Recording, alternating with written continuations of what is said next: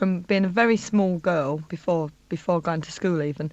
I wanted to sing, and I joined an amateur operatic society, so I got some experience of being on stage, and that gave me the bug. Then I wanted to do it, singing as part of a big group, and getting for 4 nights doing the Merry Widow or something, and getting the response from the audience just made me want to do more. So it wasn't until I was 21. I was 21 and I joined my first professional band, and that was all 3 years ago now.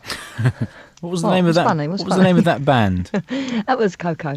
Right. And we did the Eurovision in 1978. The B-side was called "Keep Singing Those Love Songs," wasn't it? Yeah, how do you know that? Well, it was on Areola I could Records. sing it to you now. It was on Areola Records, yeah. And was Bad Old Days written by Stephanie D. Sykes? Yeah. Those were the bad old days.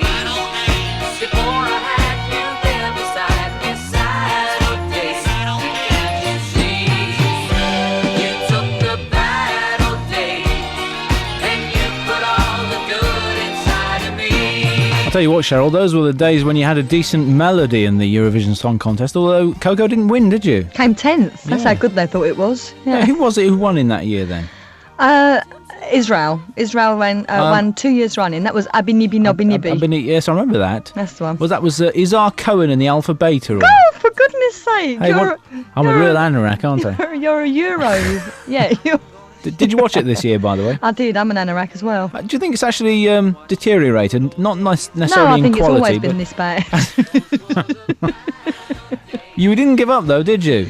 No, I went on. I was determined to do better than 10. So how did you get into Bucks Fizz then? How did Bucks Fizz come about? Well, the girl who put Bucks Fizz together knew me from Coco, from doing, Eurovision and being in a girl-boy harmony group and with a few dance routines.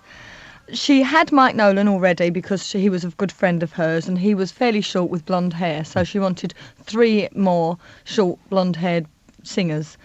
So she, as I say, she knew me. Jay came through an agency, Bobby came through the stage. Do you remember when you first got together, some of the first rehearsals? Sunday afternoon we got together. We were all sat around in her lounge in Fulham in London, and we were told, you are Bucks Fizz.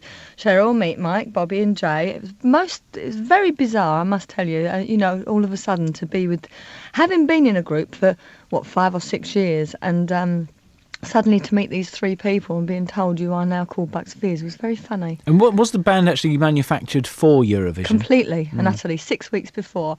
And in that 6 weeks we had intense recording, rehearsing, routining, hairdos, makeup, everything. It was intense to the point of over-exaggeration, but they wanted to get everything exactly right. And, you can't knock it because it worked. You actually went on to win, but the whole thing was done so well, wasn't it? And at that time, it wasn't just the song that was important, it was the staging of the song and everything, and the routine, and we saw it all, over the years with Brotherhood of Man and so on, but your routine was rather different, wasn't it? Partly because you whipped your kit off halfway through.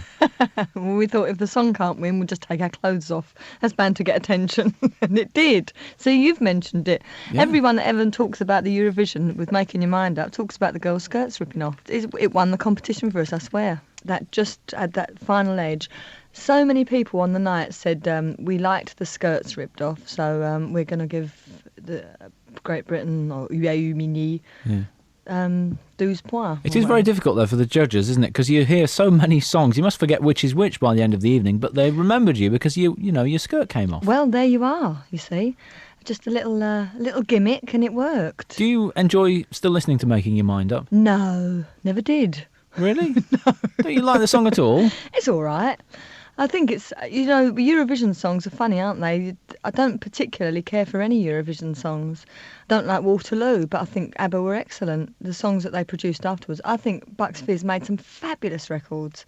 And I owe everything, personally, to the success of Making Your Mind Up. But I don't particularly like the song.